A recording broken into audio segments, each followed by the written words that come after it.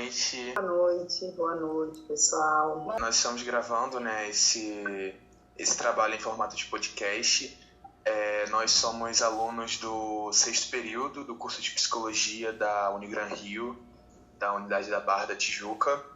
E a gente está com um projeto de extensão nesse período que a gente está falando sobre a patologização das emoções humanas, sobre a banalização, às vezes, de alguns conceitos, de alguns diagnósticos. Então, meu nome é Gustavo, eu integro esse trabalho, estou aqui também com a Ana Clara Vieira, a Priscila Medonça, a Mariana Barbosa, o Ives Kaiser e a Beatriz Claudino. A gente compõe esse grupo, a gente está com essa pesquisa e a gente está recebendo aqui a Tatiane Louvice. Se apresenta pra gente, Tati, fala um pouquinho da sua experiência, onde você trabalha atualmente, as experiências que você já teve. Pessoal, boa noite, meninas e meninos.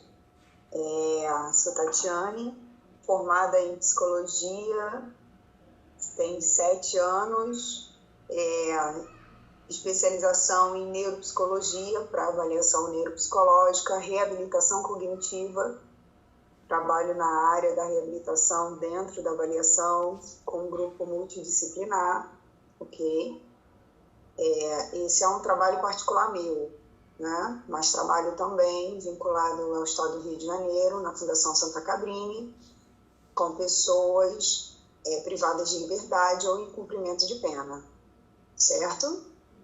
Trabalho também no Centro POP de Caxias, no município de Duque de Caxias, servidora de Caxias, com a população usuária da rua. E ali a gente faz todo um trabalho social, psicológico, criando pontes com outras instituições, ajudando por um Bolsa Família, um BPC, um LOAS, encaminhando para os hospitais, psiquiatria, neuro, que a gente tem um dado muito importante que a grande maioria da população de rua tem algum tipo de transtorno, ok? Ou então algum tipo de dependência química e muitas vezes o transtorno e a dependência química. Então a gente está sempre em parceria com outras instituições para que a gente possa estar fazendo esse encaminhamento, essa análise, essa avaliação e tentando melhorar, fazer esse sujeito funcionar de alguma maneira. Tá bom?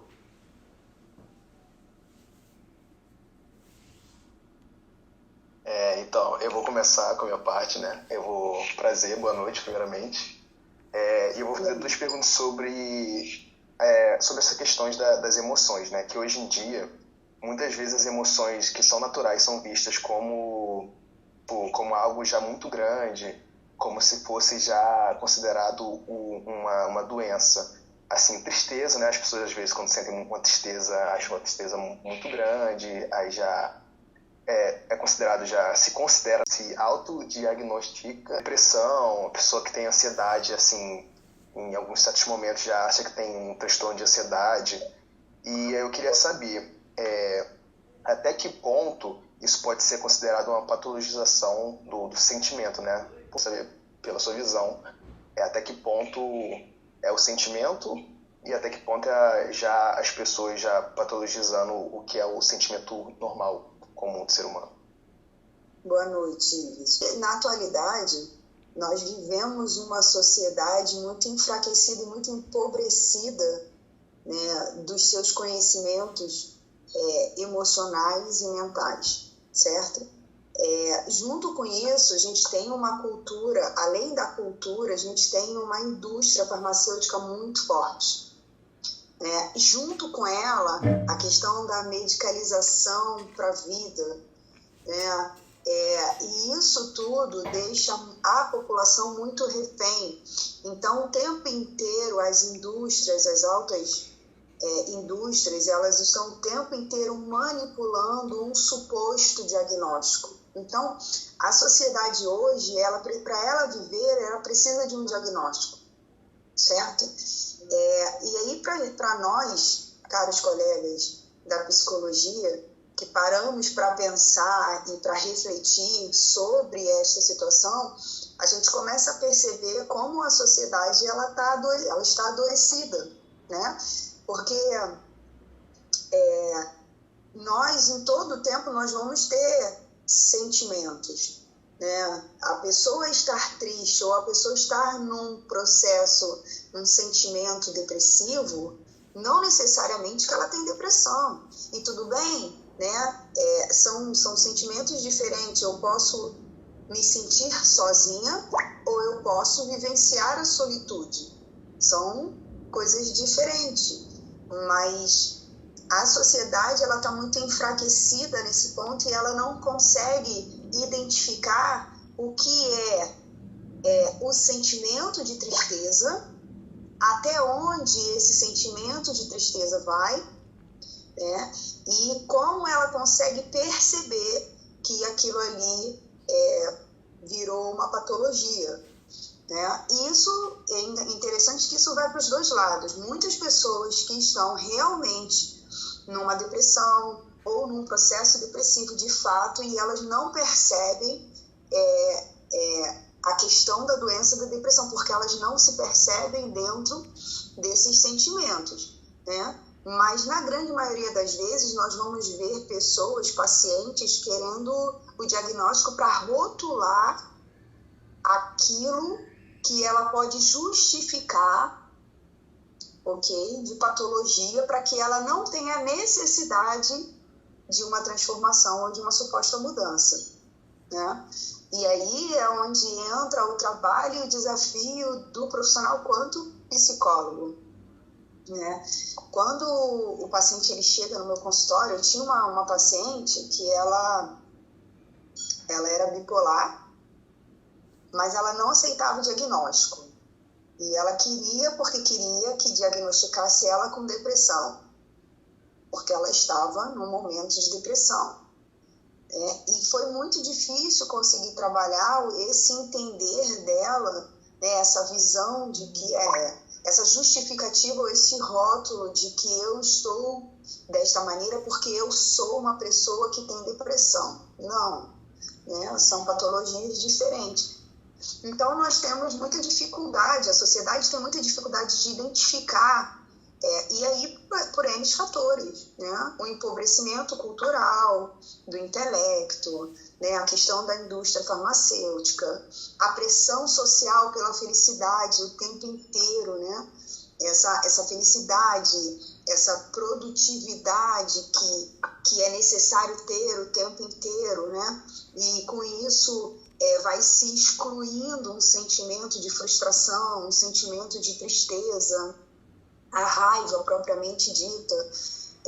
Então, a pessoa, o paciente, né, que está com estes sintomas, eles tendem a trazer imediatamente algo que justifique, porque ele não quer passar por um processo de frustração, por exemplo. Ele não quer olhar as mídias sociais e ver que todo mundo está muito feliz, que todo mundo vence o tempo inteiro, que todo mundo conquista o tempo inteiro, que ninguém fica doente, e ele está frustrado porque na vida dele não é dessa maneira. Então ele já começa com a frustração, com a tristeza, e aí ele começa com o desânimo e ele já começa a pensar, opa, estou tendo um sintoma. Essa é a maior dificuldade que nós temos dentro da terapia também. Como é possível diferenciar qual é uma emoção sentida normal, né, do ser humano, que é comum sentirmos sempre, com um sentimento que pode indicar um transtorno que precisa da atenção clínica? Então, Iris, a vida inteira, o tempo inteiro, nós vamos vivenciar essas emoções o tempo inteiro, ok? Eu costumo dizer dentro da terapia, da psicoterapia, que nós tratamos a criança que existe no adulto. Quando nós somos crianças, nós não sabemos nomear as emoções, não sabemos vivenciar essas emoções. E daí então, nós vamos ter o que nós chamamos de traumas, certo? Claro que depois de adulto, dependendo da intensidade emocional da experiência vivida, né, nós vamos produzir traumas e a gente tem os TEPTs para provar isto. Mas a maioria dos nossos traumas, eles são vinculados às nossas infâncias, certo? Então, o que acontece? Quando adulto, esses traumas não trabalhados, eles vão exercer uma influência muito forte no nosso poder de decisão, no nosso olhar para conosco, para com o mundo e o futuro, tá? E isso é importante falar porque isso faz parte de um processo de diagnóstico ou da patologização das emoções, tá? Onde que está o ponto-chave dessa questão, Ives? Quando aquela emoção, ela para de ser funcional, então isso tem que ligar um alerta, ok? Eu posso ter um processo depressivo, mas continuar funcionando, e a partir de então, eu não conseguir mais funcionar, e aí a gente tem que ligar a luz vermelha dentro das características de uma possível depressão, um CID, um DSM, né? E aí a gente vai ver o tempo, a intensidade, né? É importante a postura, o comportamento do sujeito. Então, as emoções, ela vem muito de encontro com o nosso construto de vida, tá? Eu esqueci de falar, mas eu também sou formada na especialização em terapia cognitiva comportamental. Dentro da terapia cognitiva comportamental, né, nós vamos falar que somos aquilo que pensamos. O nosso pensamento, ele está diretamente ligado às nossas emoções, certo? E o nosso pensamento está diretamente ligado ao modo de como nós vemos a vida, que faz associação, linka ao nosso processo de traumas e emoções vividos na nossa primeira e segunda infância. Então, quando o sujeito ele percebe aquela emoção e ele não sabe lidar com ela de maneira que paralisa ele, aí a gente tem que ligar um alerta, tá? É um processo de possivelmente uma depressão, né? Ou uma síndrome do pânico. A síndrome do pânico, ela não começa do nada. Opa, acordei hoje, de repente estou com síndrome do pânico. Não, ela tem sinais. Como a ansiedade também tem sinais, certo? Tem pessoas que têm ansiedade e têm uma vida funcional. E aquilo não atrapalha ela. Mas tem pessoas, e principalmente pessoas que nunca souberam lidar com essa ansiedade, e quando ela vive um trauma ou uma pressão muito grande, né, ela desenvolve essa ansiedade, ou a crise de ansiedade vem tão forte e ela não sabe lidar com isso. O fato que nós vamos ver, se você for num hospital público, particular, e pedir para fazer uma pesquisa, perguntar a eles, você vai ver o alto índice de demanda de pessoas entrando no pronto-socorro achando que está infartando. E não estão infartando, elas estão tendo sintomas de uma crise de ansiedade.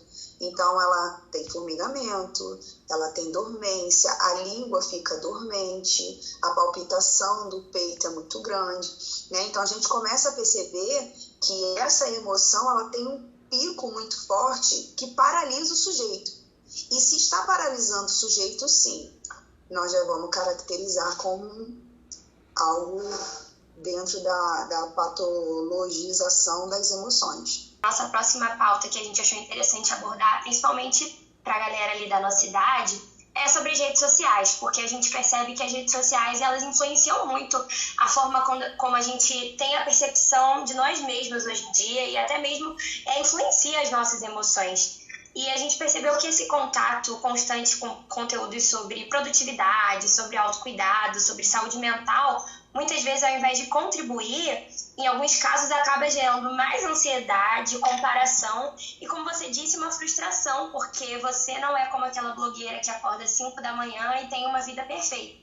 Sendo que a gente sabe que aquilo ali que a pessoa posta, às vezes não é nem 10% do que ela vive na verdade, e a pessoa não vai para a rede social expor as partes ruins do seu dia, né? Então a gente queria saber como você enxerga isso e também trazer um pouco de como a gente pode trazer esse equilíbrio do uso das redes sociais de uma forma saudável, de uma forma legal pra gente. Esse é um tópico que a saúde mental ela tem corrido muito para desenvolver, para conscientizar. Nós vamos ter aí o DSM, que ele não vem falando diretamente desse transtorno, ele vai falando mais de um transtorno de vícios, né, de games e situações de tela, mas não especificamente nesse sentido. Precisamos mesmo desenvolver mais isso, e isso está muito ligado às demandas, das procuras, para que a gente possa gerar, então, ferramentas, gerar essa demanda e daí aumentar ou especificar melhor dentro do DSM. Um fato muito importante, né, porque quando a gente fala de tela, a gente está falando de uma sensação de prazer, de resposta imediata, né? Então, você está o tempo inteiro produzindo boa resposta, né? Então, você vai ter a sensação de estar saciado o tempo todo. E aí, isso tudo vai reforçando com o que você vai vendo dentro de uma blogueira, de uma influencer que está ali o tempo inteiro mostrando o que é positivo, o que é bom, como ela mudou de vida, né? Como ela conseguiu vencer ou ganhar no sucesso. E dessa maneira eles vão prendendo o público. E as nossas crianças, principalmente as nossas crianças e os nossos adolescentes que estão ali naquele processo de transformação, né? O cérebro dele acaba viciando nisso. E eles não vão saber lidar com esse tipo de frustração. E trabalhar esse sujeito para trazer ele primeiro para uma realidade, você tem primeiro a gente tem alguns passo a passos que nós podemos fazer, mas a terapia ela não tem uma regra, tá? Uma bula de que você vai tratar os mesmos pacientes da mesma maneira. Quando o paciente ele vem no seu consultório, ele não vem querendo saber se você é especialista em TCC, se você sabe muita coisa, quanto tempo você estudou, se você fez um mestrado. Ele não vem preocupado com isso. Ele vem para aliviar a dor que ele sente. Ou aliviar aquela pressão de diagnóstico que a secretária Google, GTP, deu para ele. Certo? Então, que a gente ainda tem essa questão hoje. As pessoas elas começam a sentir uma sensação de tristeza profunda ou um cansaço. Às vezes a tristeza está muito ligada à fadiga, ao cansaço físico. E aí a pessoa fica fadigada e aí ela fica ali 2, 3 dias naquela situação, ela já acende um alerta: opa, estou ficando doente, estou entrando em depressão. Aí vai para o senhor Google ou para o GTP da vida, o Gemini, né? Porque o Gemini nunca vai falar coisa ruim de que você está errado, no sentido de que você está errado, né? Ele sempre vai trazer a informação que você pede. E quando você coloca essas informações lá, ele já vai, dentro de um DSM, dentro de um CID, isso pode estar caracterizando uma depressão. E aquela pessoa, ela então, que não sabe lidar com aquilo, ela coloca uma pressão maior, veste aquele diagnóstico e ela não vai saber lidar com aquilo. Então, vai juntando tudo isso, junto com as telas ou com... A gente tem também o que chama de dorama, né? Muitas pessoas assistem dorama como algo perfeito a ser realizado na Terra, e não vai, né? Então eles começam... E aí é interessante, Ana Clara, porque eles querem fugir, eles a ideia é não trazer essa sensação de tristeza, não vivenciar a tristeza, não vivenciar a frustração. Então ele vai tentar o tempo inteiro, ele vai trazer uma fuga dessas emoções, querendo substituir por coisas boas. Então ela vai querer reforçar sempre o que é positivo. E aí é a parte interessante, que muitas vezes o paciente chega no nosso consultório e a gente tem uma dificuldade de entender ou de perceber que esse paciente, muitas vezes, ele foge para um imaginário. E ele vai trabalhar um imaginário onde não existe a tristeza, onde não existe o desânimo, a raiva, ok? Só que chega um momento que esse imaginário passa a ser realidade para ele. E aí, de fato, ele não vai saber lidar com essas emoções. E isso potencializa. E quando potencializa, sim, aí a gente já tem que ligar outro alerta, ok? A princípio poderia não ter sido nada, mas agora já é algo indicativo de alguma coisa, de algum diagnóstico, tá? Então, a gente precisa... Eu costumo dizer que o psicólogo, ele tem o poder na mão, ok? A gente só pode trabalhar a demanda que o paciente traz, certo? Certo. Mas se eu tenho um contexto histórico daquele paciente, eu posso trazer as ferramentas para buscar aquilo que precisa ser trabalhado. Um bom psicólogo, ele vai conseguir fazer isso. Você tem uma anamnese, você tem uma estrutura terapêutica ali do site e que você já tem informações daquele paciente, tá? E dentro das ferramentas que você tem, você vai conseguir puxar ele para aquela demanda necessária, para que você possa trabalhar. Porque olha que interessante, geralmente, quando o paciente chega no nosso consultório, ele não traz a raiz da doença ou do possível diagnóstico, tá? Ele vai trazer algo que ele está sentindo, mas que não necessariamente é a verdade do diagnóstico, tá? Sim. Então, entender e ter esse processo de escuta ativa é muito importante. Tem pacientes que eles não sabem lidar com esse tipo de frustração, com esse tipo de dor, e quando ele chega no seu consultório, ele passa por essa informação muito rapidamente. E se a gente não perceber, para voltar naquele assunto, vai passar direto e ele não vai ser tratado.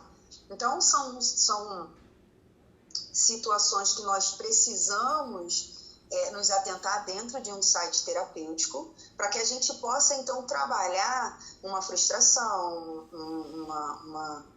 uma tristeza, né? A terapia cognitiva comportamental, nós vamos trabalhar a reestruturação cognitiva, nós vamos trabalhar, fazer ele pensar, ele perceber os seus pensamentos, né? Ele entender que às vezes ele olha uma situação, ou uma imagem, ou um pensamento que vem à cabeça dele e logo depois as emoções dele mudam. Geralmente, o paciente ele não percebe isso, ele só percebe no final do dia que ele está nervoso, que ele está ansioso, que ele está estressado, mas ele não sabe por que isso ocorreu, certo? E isso vai ocorrer pelos seus pensamentos. Nós pensamos, nós sentimos, nós respondemos, certo? E, claro, nós temos uma reação fisiológica. Quando essas emoções ligadas à tela, eu vou falar tela em geral, mas que seja por influência, por blogueira, por dorama, ou por qualquer outro tipo que traga um excesso de dopamina, a gente precisa sinalizar e ficar em alerta. E conseguir trabalhar esse paciente e entender que aquilo ali não é uma realidade vivida. A realidade vivida do sujeito passa por dores. Por isso nós temos hoje uma sociedade fraca, porque é uma sociedade que não sabe passar pela frustração. Mas na terapia, se eu for para terapia, eu não vou ter esse reforço, eu vou ter dor. Porque o processo da cura passa pela dor. Passa por se enxergar. E se enxergar é muito doído, sabe? Perceber que nós nos frustramos o tempo inteiro quando olhamos para dentro é um processo muito doído. E muita gente, né, muitas pessoas na sociedade não estão preparadas para isso. Então, elas vão para uma fuga de um dorama, elas vão para uma fuga de tela, que vai reforçar aquele sentimento. É algo que nós, quanto profissionais, precisamos entrar como um campo de pesquisa muito rapidamente. É algo que tem sido muito acelerado e acompanhar esse desenvolvimento está sendo bem difícil. Ainda dentro desse campo de atividade, de comparar das redes sociais, a gente queria saber se você tem algumas práticas, algumas dicas, assim, que a gente pode implementar no nosso dia a dia para evitar essa cobrança da perfeição, da comparação. Você falou agora sobre a leitura de alguns livros, né, de voltar a atenção para outras coisas. Tem alguma dica que você tenha para dar para a gente? Então, assim, as dicas elas sempre vão ser basicamente as mesmas, ok?